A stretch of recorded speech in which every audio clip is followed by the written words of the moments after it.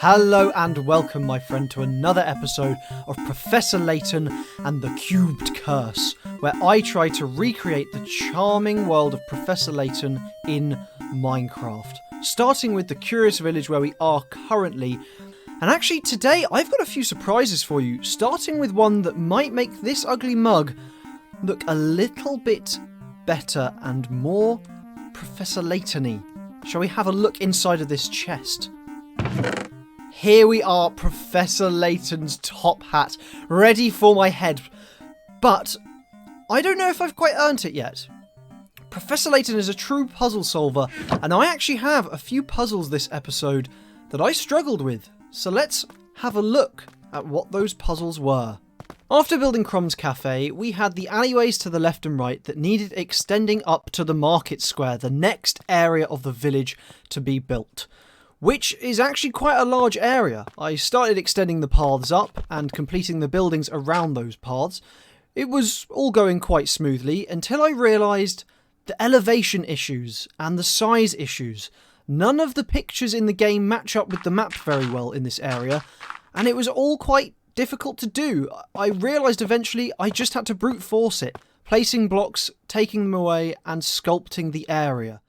I realised to the side of this alleyway there were some buildings that have a lot less room to be built than in the pictures of the game, but still I just brute forced it and built along. Another thing that came up was this market square connects to many other areas of the town, making me question the scale of certain things I had already built, like this wall for instance. But enough looking at my process, let's have a look at the progress of the build. The first location here, we have the little steps up to, I believe it's Gerald stands here. We've got these little houses on the side, much smaller than I thought they'd be, but they look quite good to the photos. I don't know what's going on here in the path, but that's in the photo. Don't know how that works, but I've tried. And we lead ourselves up the steps here to where Jarvis, I believe, stands.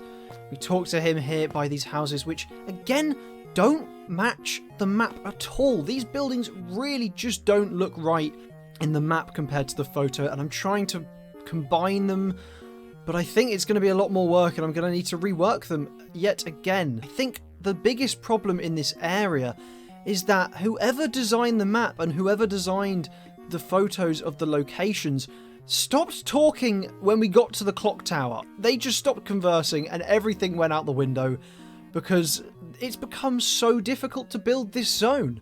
I've enjoyed just building the little bushes here just because I needed a break, and actually I decided, you know what, I'm going to have to stop this area for a while and just have a break and move on to something different. So I did. I moved on to building mountains.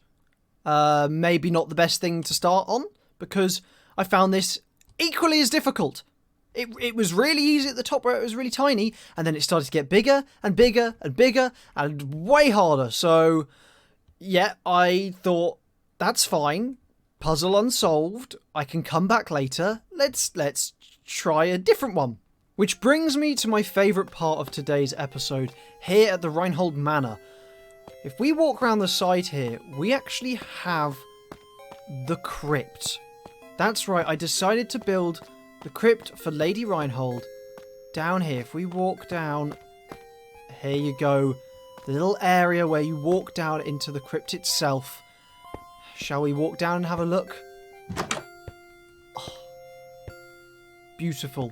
An underground, peaceful location filled with flowers.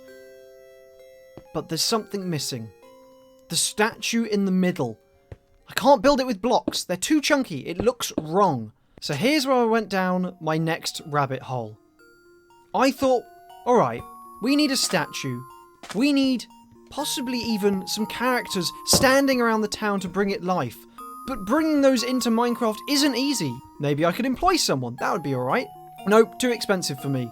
So I thought, okay, I'll learn coding. So I started learning coding. I started making my own games. I got carried away for months making my own games in Game Maker and forgetting to do this world. Then I realised, oh, I got into coding for this. So I started learning JavaScript. Then I started learning Minecraft modding. And finally I did it. I created the base of a Professor Layton Minecraft mod, with the statue of Lady Dahlia ready to be placed within the crypt. But the puzzles didn't stop there. Yes, I managed to make a mod on its own, but getting it to work in a mod pack on this world apparently is a lot harder than I thought. And though it's annoying, I wanted to get an update out to you guys anyway to show you the progress. So I thought, I can compromise. Let's go have a look at the mod and the statue by itself for now. Oh. I'm just going to take a minute. It seems, while spending the day yesterday trying to fix my mod, I ended up breaking it further. Which isn't that much of a surprise. I think I still have a long ways to go with learning JavaScript and coding. And it may be annoying that this video has so many unsolved puzzles. And even recording it has been quite a challenge itself. I am far from a professional. And though I want to find the solutions, Professor Layton also says, perhaps you should come back to this one later, with a fresh mind. So I think I shall. I'm going to sit down and have a cup of tea. And though I may not have earned that hat quite yet, I'm sure I will do at some point soon. But until then, thank you for watching this update, everybody, and I will see you in the next episode. Hopefully a little bit more learned and doing this a little bit better. Thank you, everybody. Goodbye.